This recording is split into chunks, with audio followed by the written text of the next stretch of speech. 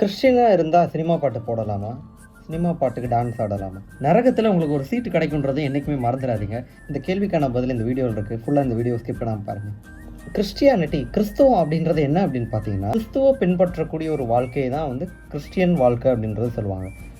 இதை விட்டுட்டு ஒரு சிலரோட பேர் இங்கிலீஷில் இருக்குது, இல்லை ஒரு சிலரோட பேர் கிறிஸ்டியன் நேமாக இருக்குது அப்படின்றதுக்காக அவங்க கிறிஸ்தவங்கள் ஆவாங்கன்னு கேட்டிங்கன்னா, அவங்க கண்டிப்பாக கிறிஸ்தவங்களாக முடியாது. ஏன் அப்படின்னா, கிறிஸ்துவ பின்பற்ற ஒருத்தனை தான் கிறிஸ்தவன் அப்படின்ற பேர் அன்னைக்கே அந்தியோகியா அப்படின்ற ஊரில் கொடுக்கப்படுது.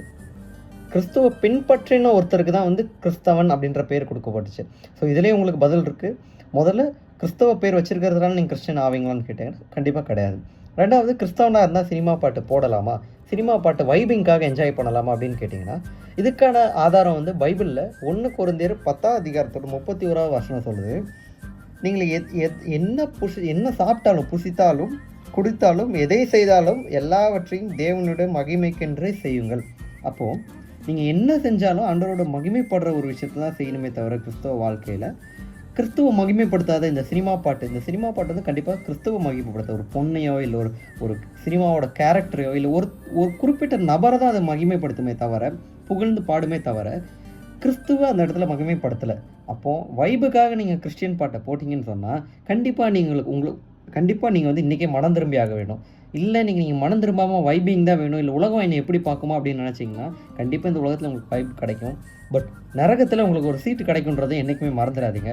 ஸோ இன்றைக்கே மனம் திரும்பிடுங்க. நானும் தான் கிறிஸ்டியன், எத்தனையோ போஸ்ட் போடுறேன். அதிகமாக போஸ்ட் போடக்கூடிய ஒரு நபரில் ஒருத்தரும் நான் தான். பட் எல்லா போஸ்ட்லேயுமே நான் கிறிஸ்தவ பாடல்கள் தான் போடுறேன். அதில் எனக்கு வைப் இல்லாமல் நான் ஒரு நாளுமே இல்லை. அந்த பாடல்களே எனக்கு வைப் இருக்குது, ஒரு ப்ரெசன்ஸ் இருக்குது. அது இயேசுவை மகிமையும் படுத்துது. இயேசுவை மகிமைப்படுத்தாத ஒரு விஷயத்தை நீங்கள் வாழ்க்கையில் நீங்கள் செய்கிறீங்கன்னா கிளியராக ஐடென்டிஃபை பண்ணி வச்சுக்கோங்க. உங்களுக்கு வசனம்லாம் தேவையில்லை, கண்டிப்பாக உங்களுக்கு வைப்பு கிடைக்கும். அதோடு சேர்த்து உங்களுக்கு நரகத்துலேயும் ஒரு சீட்டு கன்ஃபார்ம் ஆகுன்றதை மனசில் வச்சுட்டு இன்றைக்கே மனம் திரும்புங்க.